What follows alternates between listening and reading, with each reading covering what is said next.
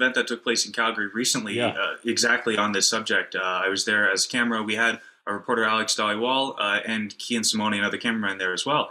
And it was quite an event, I guess you could say. And this was pertaining around Josh Alexander. Some of you may know the name, but maybe we can just pull up that clip and give you a little insight into the day's events.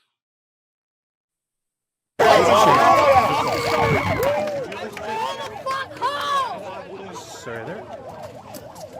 There's three. I go polite.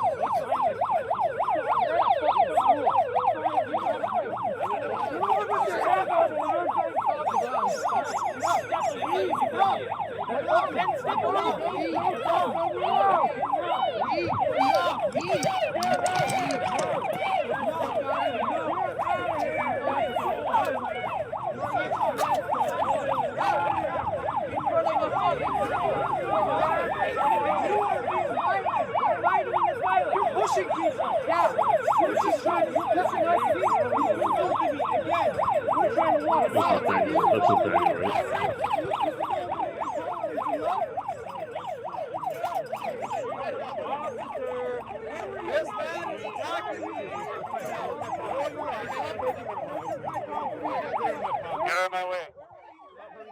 Why are you holding it on me? I've done nothing to you. Get out of my way. I didn't attack anyone.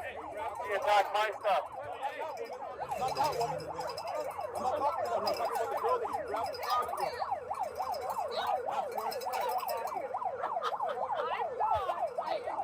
I think we can, if we can cut the audio, we can start commenting as this goes, because it goes on for quite a while. But it was pretty shocking. I know from what I saw, and you can probably comment on this, it seemed like a sort of a crowd encircled Josh, who was speaking.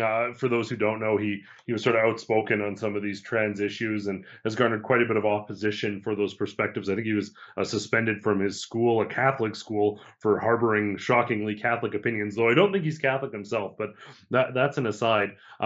So this crowd, some of them I know have assault charges. A few of those people already have assault charges and a history with police. And he was simply trying to leave as things escalated, and then they started pushing him, restricting him, preventing him. You could hear, I believe, Nathaniel Pawlowski saying, "Why are you pushing people? We're just talking."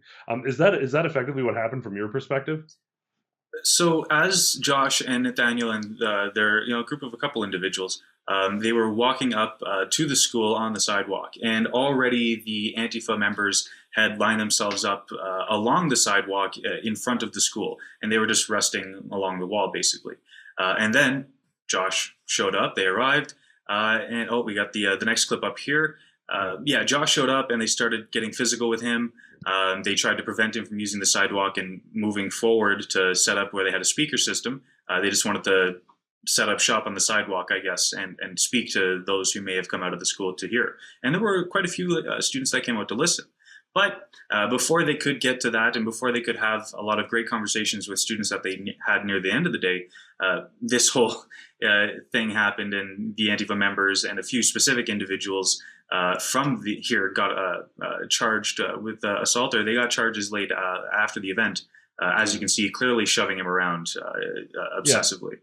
And it seems like he's trying to be very clear that he's not doing anything, showing that the person you can see there, someone with a number of charges against them for going after people in the past. We've had some encounters with some of these folks as well. So I think I kind of joked on Twitter about the Calgary police's arrest the Christians and ask questions later. So he was arrested, released shortly thereafter. And then some of the other people ultimately were arrested and charged. Is that correct? Detained. Josh, technically, I guess, was detained. He wasn't, whatever. They put cuffs on him. They put him in the back of a paddy wagon, whatever you want to call it. And we've seen that as well with Antifa members. So, yeah. Although there were charges actually laid to some of the individuals that were assaulting him.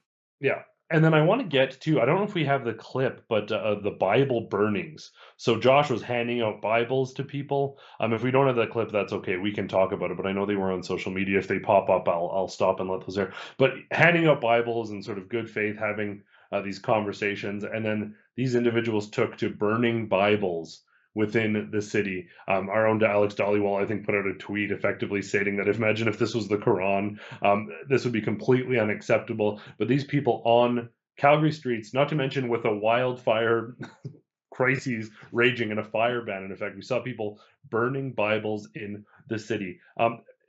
If that doesn't put the bow on the package of who the bad guys are here, I don't know what does. It's just so categorically disrespectful. I mean, I suppose you're free to do it, but is that the right thing to do? And also, burning books.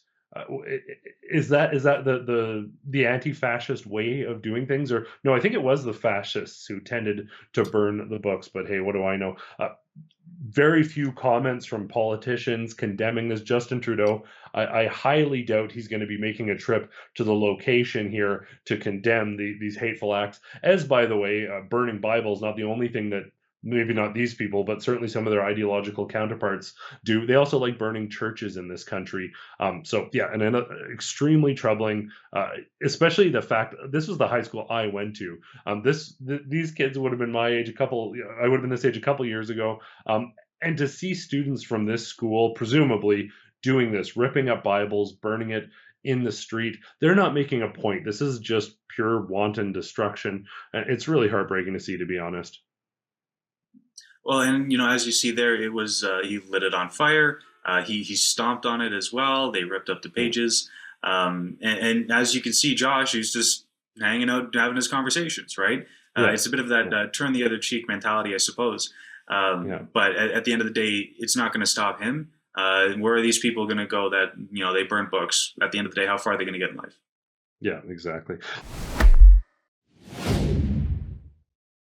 That's a clip from something we call Rebel News Daily. It's our daily live stream hosted by my friend David Menzies, but the show also includes a rotating cast of hosts and special guests, including me. It's a great way for us to talk about the news of the day as the news is happening in an unscripted fashion, and it's an awesome way for you to interact with us as well. We stream every weekday, 1 p.m. Eastern, 11 a.m. Mountain, wherever you find Rebel News. See you there.